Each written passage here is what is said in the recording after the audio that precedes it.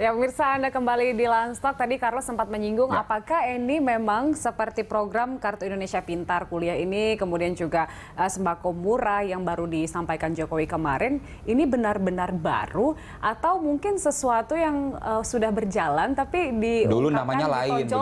Iya, ditonjolkan kalau KIP kuliah itu kan gitu. Ada bidik misi dari Dikti gitu kan. Betul. Nah, itu Mas Eko melihatnya seperti apa kebijakan yang baru dikeluarkan ini? Iya, memang seperti yang sudah kita ketahui bahwa beasiswa bidik misi itu sudah diberikan oleh Kemendikbud Dikti kepada calon-calon mahasiswa yang memang kurang mampu dalam membayar tuition fee ataupun juga SPP perkuliahannya. Kita mengenal istilah uang kuliah tunggal yang memang diberlakukan baik untuk PTN-BH, PTN-BLU maupun PTN Satker. Itu sudah ada ya, sudah ada lama begitu. Atau mungkin juga untuk sembako murah gitu. Kita kenal ada program Raskin atau apa kalau sekarang operasi pasar juga dilakukan oleh Kementerian Keuangan. Kalau sekarang zaman Bukoviva diganti beras sejahtera gitu ya. Ini jangan-jangan namanya lain begitu di masa lalu tapi dibarukan gitu dalam kartu baru gitu. Harapannya dengan adanya kartu mungkin bisa lebih tersistem dengan baik ya, terdata dengan baik gitu, sehingga bisa mengurangi pemberian-pemberian yang memang bukan untuk masyarakat yang layak. Iya, gitu kan? Harusnya tepat sasaran. Gitu. Betul sekali. Jadi dengan kartu itu seharusnya bisa meminimalisir hal tersebut. Oke. Mungkin dari Pak Nus. Ini sudah dibantu oleh peneliti kan yang dari kalangan akademik sudah menyampaikan demikian. Betul. Artinya secara administratif ini memang merapikan administrasi, sama halnya dengan ketika KIP ini diluncurkan begitu. Itu kalau merapikan administrasi sudah tentu. Kemarin beberapa waktu yang lalu sistem ada kekurangan-kekurangan sudah pasti ada. Tapi juga bukan berarti ini program lama yang disebut baru, tidak demikian pula, karena ada fokus. Selama ini memang tidak pernah ada penanganan kayak seperti yang diberangkatkan ke luar negeri dan sebagainya. Memang pada beberapa tahun yang terakhir ini memang sudah dilakukan.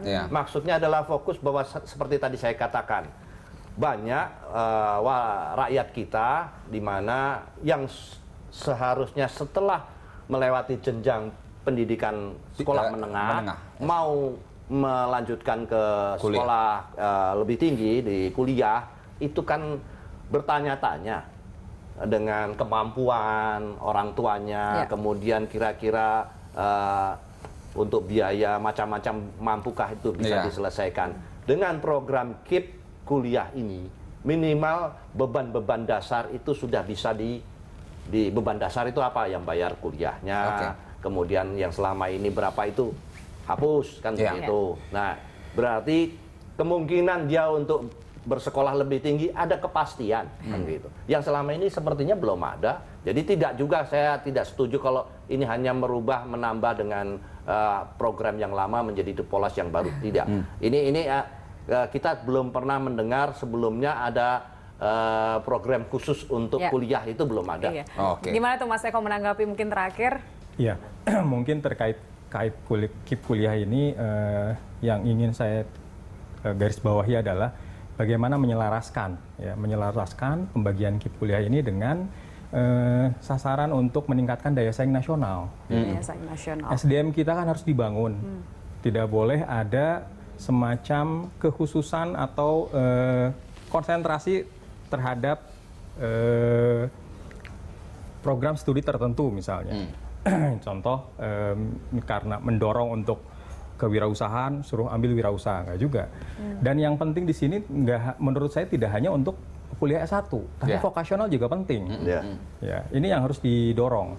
Kalau misalnya saya berbicara banyak dengan teman-teman di industri gitu, kebutuhan SDM level vokasional itu sangat tinggi. Iya, D3, D4 Betul, D3, D4 itu yang memang supaya bisa siap kerja dan akhirnya semua mendapatkan manfaatnya. Itu. Baik.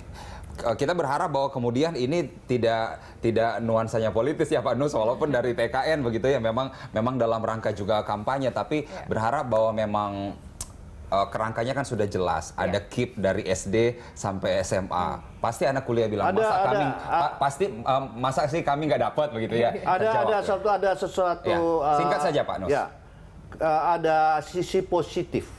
Terlepas dari mau pemilu, tapi paling tidak Pak Jokowi sudah memberikan kejelasan. Kira-kira periode saya besok mau mengerjakan apa? Baik. Ya, karena sebenarnya saat ini sudah jalan ya selama ini. Karena selama ini sudah jalan dan itu merupakan jawaban apakah ini ngarang atau bohong. Itu sudah ada. Nah nanti tinggal di program yang kedua. Ya itu tadi yang sudah diakan untuk KIP kuliah. Baik. Terima kasih Pak Nus. Waktu kita sangat singkat. Terima kasih Mas Eko telah hadir di sini. Baik, semangat sekali Pak Nus ya. Iya. Beragam informasi menarik lainnya pemirsa akan kami hadirkan di Lanstock usai jeda berikut. Tetaplah bersama kami.